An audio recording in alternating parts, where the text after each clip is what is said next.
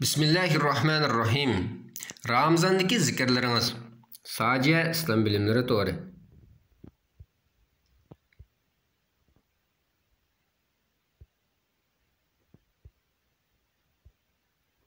Müminnin kalbideki iman küçüydü, ziyade buludu ve zayıflaşıdı, kimiydi. İmanın küçüyüşü ibadet bilen bolsa, zayıflaşışı günah məsiyetten buludu. İtaat emellerinin içinde Allah'ın zikrinden afzalroq bir amel bolması gerek. Çünkü Peygamber aleyhisselam sizlarga amellaringlarning eng yaxshisini, Rabbinglarning dargohida eng qimmatli bo'lganini, darajanglarning eng ustun qildig'ini, oltin kumush sadiq qilishinglardan va dushmanlarga uchrashib bir-biringlarni o'ltirishinglardan yaxshiroq ishdan xabar beraymi deganda sahobalar "Buludu ya Rasulullah" dedi. Peygamber aleyhisselam "U bo'lsa Allohni eslashdir" dedi. Allah'ını əsləş imanını yanılaydı və ziyadə qılıdı. Qəlblərini tazlab dat besib keçdin yoki günahdan qaradab keçdin ilgirki pak haliga qaytardı. Allah Taala iman əhlini Rabbini zikr qilishqili buyurmasdan, balki ko'plab zikr qilishqa buyurib, bundaq degan: "Ey müminlər, Allah'ni ko'p yod qilinglar, onunğa atigan axşamda tasbih etinglar. Chunki bu ikki vaqtda farishtalar tushib turganlikdan u vaqtlarning afzali hisoblanadi. Baxsınlarga eriş üçün Allah'ını köp yad etinglar." Allah Taala her qandaq vaqtda özünü köp esligen kişiге мәдия o'qib mundaq deydi: "Ular öğür turgandımı, o'ltirgandımı, yatgandımı Allah'ını eslep turdu." Allah Taala ularga zikr qilg'uvchilar, Allah Taala ularga zikr aytquchilar, gunohlarni mag'firat qilgandan keyin buyuk ajr beradiganligi bilan va'd qilib mundaq deydi: Allah'ın köp zikr qilguvchi erlar ve Allah'ın köp zikr qilguvchi ayollarga Allah mag'firat ve katta savob tayyorladi.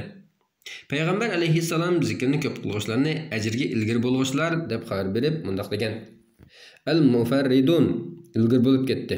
Sahobalar "Al-mufarridun kim ey Allohning rasuli" deb so'raganda Peygamber aleyhisselam ular Allah'ın köp zikr qilguvchi erlar ve köp zikr qilguvchi ayollar deb javob berdi.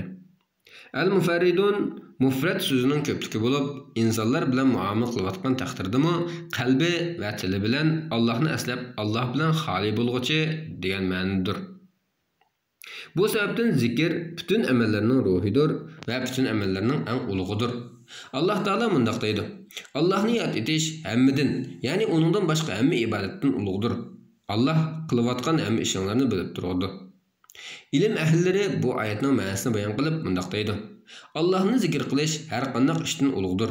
Chunki zikr ko'pincha itoat amallaridagi asosiy maqsad bo'lganligi uchun itoatning eng afzali, siri va ruhiy sanaladi. Zikr itoat amallarining eng ulug'i bilan birlashtirildi. Tavhid kalimasi bo'lgan la ilaha illalloh zikrdir. Hatto zikr qiluvchilar ishlatadigan lafzlarning ichidagi eng afzalidir. Namaz zikr bilan birlashtirildi. Meni zikr qilish uchun namoz o'qig'in. Hac zikr bilan birlashtirildi.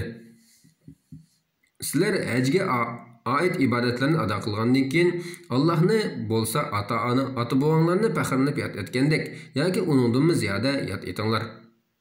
Jihad zikr bilan birlashtirildi. Ey müminler, mushriklardan bir jamoaga, ya'ni dushman qo'shiniga uchrashgan chog'inglarda sabatlik ko'rsatinglar. Muvaffaqiyat qozonishinglar uchun Allohni ko'p yod etinglar. Şübhəsizki Allah Taala dinini qo'g'duvchi olimlarning alomatini zikr qilguvchilar deb bekitdi. Balki ularni zikr ahli deb atadi. Agar buni bilmasanglar, zikr ahlidan, ahli ilmdan so'ranglar. Allah'ның zikrdan g'aflat qilish, mahrum qilish va ziyon tortishning alomatidir. Sizlar Allohni unutgan, shuning bilan Alloh ularga o'zlarini unutildirgan kishilardek bo'lmanglar. Ana shular fosiqlardir. Biz bir inson tilida ham dilida Allohning zikrini doim qilmay turib, g'aflatdan, mahrum qilishdan, jahillikdan, kamtuklikdan va ziyonkorlikdan qutulolmaydi. Muaz ibn Jabal radhiyallohu anhu aytganki, Allohning azobidan qutulishda Allohning zikridan unumliroq bir qutulish yo'li yo'qdir. Nafsimizning zikrini ko'p qilishga o'zligidan harakatga o'tish uchun tilni har zamon zikr qilishga ko'ndirish va chiniqtirish zarurdir. Shuning bilan yaxshiliklarni ko'p qilg'ili va iymonni ziyoda qilg'ili bo'ladi.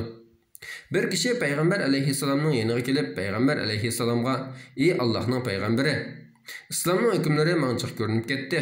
Ching esib menishim uchun menga bir ishni tavsiya qilsizlar" dedi. Payg'ambar alayhissalom mundaq dedi: "Tiling hamisha Allohni zikr qilish bilan namlansin. Dillarning yashnashi, vaqtlarning gullanishi uchun kundalik zikrni davomlashtirishdan ko'proq tilni emdiladigan boshqa bir narsa bo'lmasi kerak. Qur'on Karimdan kundalik, haftalik yoki oylik o'qishga tegishli vazifalarni davomlashtirish qalbni ilohiy vahiydan nurlantirishni orzu qilgan kishi uchun muhim bir ishdir. Kecha va kunduzlik belgilangan zikrlar mo'min uchun g'aflatning pardalarini, aldirashchilikning quluplarini ochadigan yaxshi quroldir. İnsan ko'pincha vaqtini qadrlamaganlikdan yoki planlangan ishlar sababidan kundalik zikrlarni qilmaydi yoki ba'sini unutib qoladi. İmanni yanglab turadigan yaxshilikning yo'ldan chetnab ketmasligimiz uchun bu xil omillardan saqlanishimiz kerak. Payg'ambar alayhissalomning kechilik va kunduzlik zikrlarini payg'ambarlik yuklari ummatning siyosiy ig'irchiliklari va islom da'vatini yetkazishga jabr jafo va mushaqqatlar ichidami hech uzib qo'ymasdan qanday davom qilganligini unutmasligimiz kerak. Ertagan akşamda Parvardigarının namını yad qılğın, yani namaz o'qigan, Parvardigarınğa ko'p taat ibadat qılğın. Kechinin az qismida onun sajda qil, ko'p qismida onun tasbih et. Ramazanның gündüzleri ve keçilerinde dünya işleri ve başka xil ahvallar bütün vaqtlarımızı egilib ketmeslik üçün günlük programımızı tertip silishga nəhayət yaxşı fürsətlər bardır.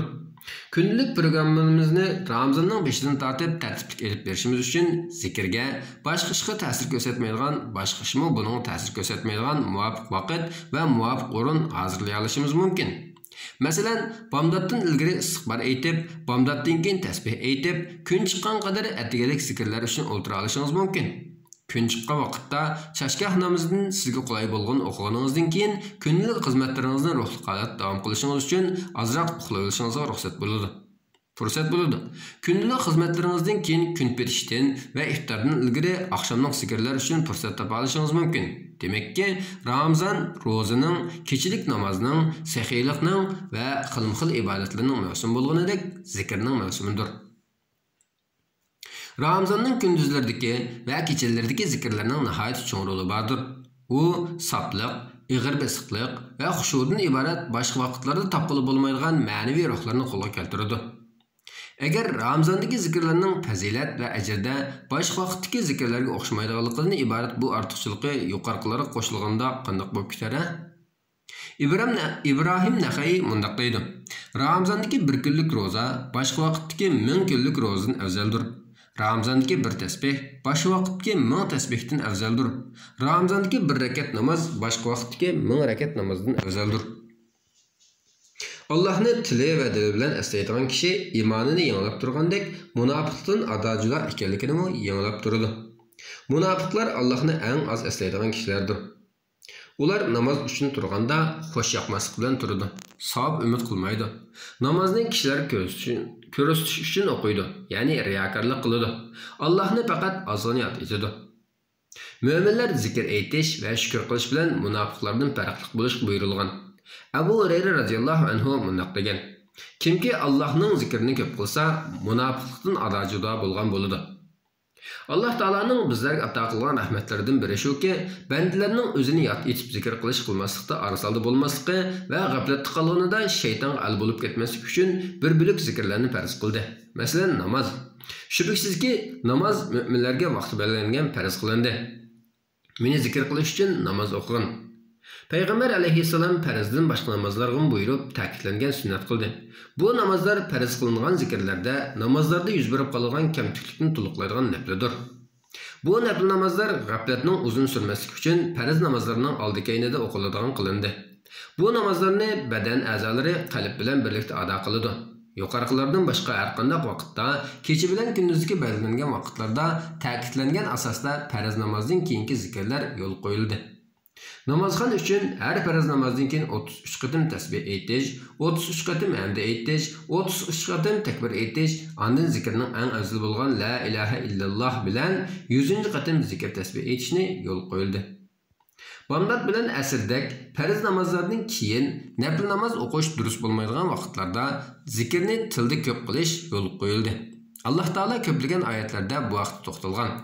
Uningga atigan oqshomda tasbih aytinglar. Әтеген ақшамда Parvardigarning nomini yod qilgin. Gunohingga istig'for aytqin. Oqshimi әтегені Parvardigarning hamdi bilan tasbih aytqin.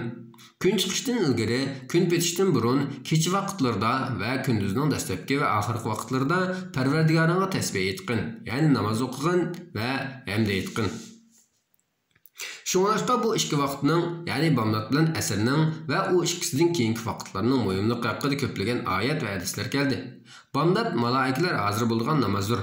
Kunduzning va kechining farishtalari cho'qim bomdod namoziga hozir bo'ladi. Asr kuchli ko'z qarashda Alloh tilga olgan o'ttiri namozidir. 5 namozni bo'libmi o'ttir namozni, ya'ni namoz deganni davomlashtiringlar. Ya'ni bütün shartlari bilan vaqtida to'liq ado qilinglar. Allah'ın huzurida, ya'ni namozda itoatlik bilan turinglar. U ikki namozga payg'ambar alayhissalom so'q namozdir deb nom bergan. Kimki ikki so'qni, ya'ni bomdod bilan asrni o'qisa, jannatga kirdi. U ikki namozlarning eng afzali va u ikkisidan keyingi vaqt Qur'on o'qish, o'rganish, o'rgatish va foydali ilm talab qilish o'xshash har qanday bir zikr uchun vaqtlarning eng afzali va eng yaxshisidir. Lekin tasbih aytish, zikr aytish, takbir aytish, Allohni ulug'lash, istig'for aytish va kecha-kunduzning zikrlari uchun bu ikki namozdan keyin, ya'ni kun chiqishdan va kun petishdan ilgirki vaqt eng munosib va eng yaxshi vaqtdir. G'aflatda yetivermang ey ro'zador qarindishim va hamshiram. Ramazon oyidagi bu fazilatli vaqtlarni g'animat biling. Bu vaqtlarda uyquning lazzati yoki tamoq hozirlashga o'xshash ishlar bizni Allohning zikridan g'aflat qo'ymaslik uchun hushyor bo'lishimiz kerak. Kecha va kunduzning zikrlari va qilish odatlangan ibodatlaringizning mukofotini Allohning dargohida topsiz. Ey qarindishim, shu zikrlarni tashlab qo'ymay, davomlashtiring. Tilingizni zikrlarga ko'ndiring va zikrlar uchun vaqt ajrating. Tilaymizki Alloh taolo sizni va bizni Rabbini ko'p zikr qiluvchilarning qatoriga yozg'ay. Imom Amr ibn Salah qanday qilganda bir kishi ko'p zikr qiluvchilardan bo'la oladi deb so'ralganida bunday deb javob berdi. Kishi sahih hadislarda bayon qilingan atigan va oqshomning zikrlarini va kecha-kunduzning amallari haqida yozilgan kitoblarda bayon qilingan xilma-xil vaqt va sharoitlarda qilishdagi zikrlarni uzildirmay davom qilgan vaqtida ondan Alloh taoloni ko'p zikr qiluvchilardan bo'la oladi. Ey Allah, sizlarni davomli aslab zikr aytib turishimizga, sizlarga ko'plab shukr aytishimizga va sizlarga qiladigan ibodatlarimizni go'zal qilishimizga yordam bersizlar. Bizni g'ofillardan qilmasizlar. Amin. Manba Ramazonning ro'yi va uning ma'nosi nomli kitob. Tarjimada Muhammad Tursun Yusuf.